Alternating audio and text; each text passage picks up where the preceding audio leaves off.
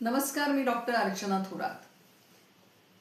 कवितेच्या सादरीकरणानंतर माझी कविता तुम्ही सादर कराल का असा मेसेज यावा. मला आवडली तर नक्की सादर करेन असा रिप्लाय मी द्यावा.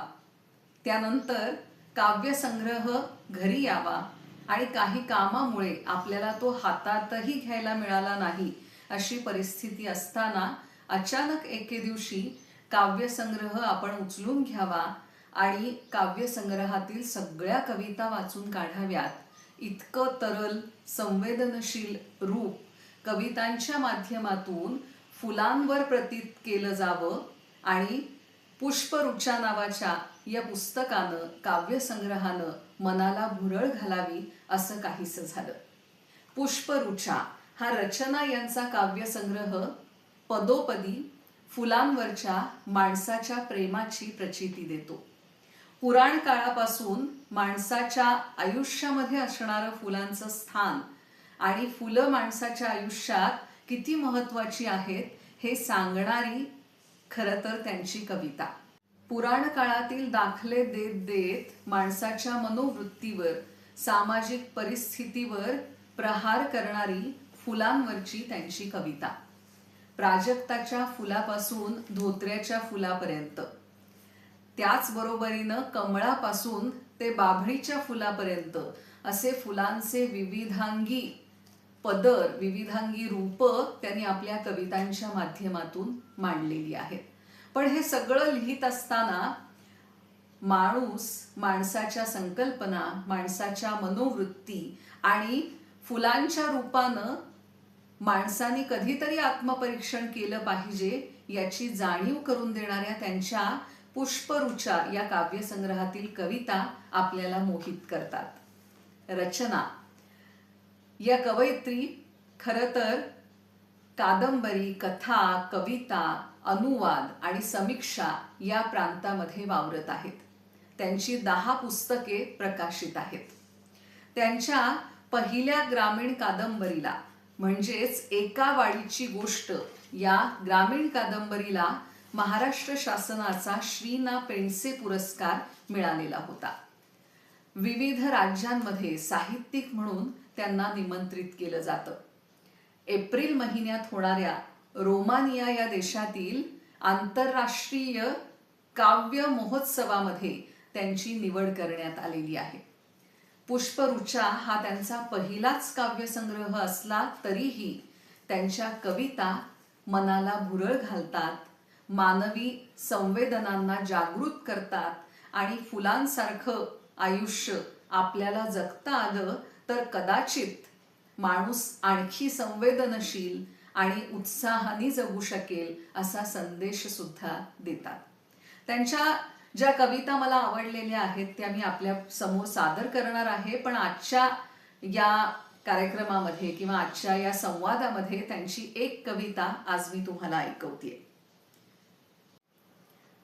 फुलांची महती जाणून शिवभक्त रावणाने, फुलांची महती जाणून शिवभक्त रावणाने जगाच्या कानाकोपऱ्यातून नाना तऱ्हेची फुलांची बीज पेरून निर्मिली अशोक वाटिका.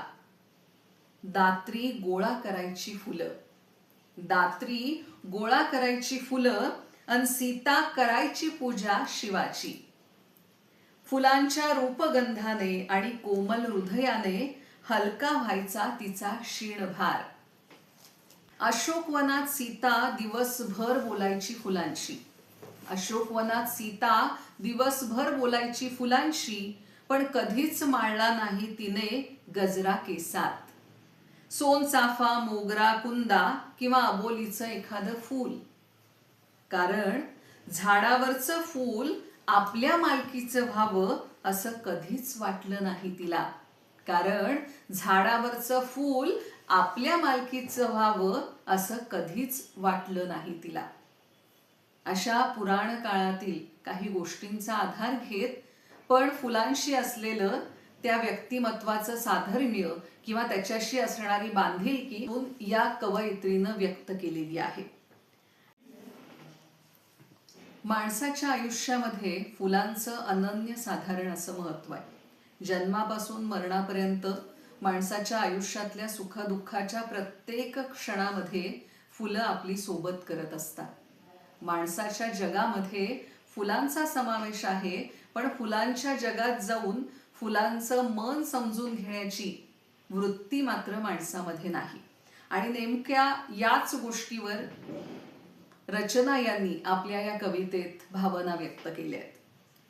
खरं तर माणसांनी डोकवायला हवं फुलांच्या जगात.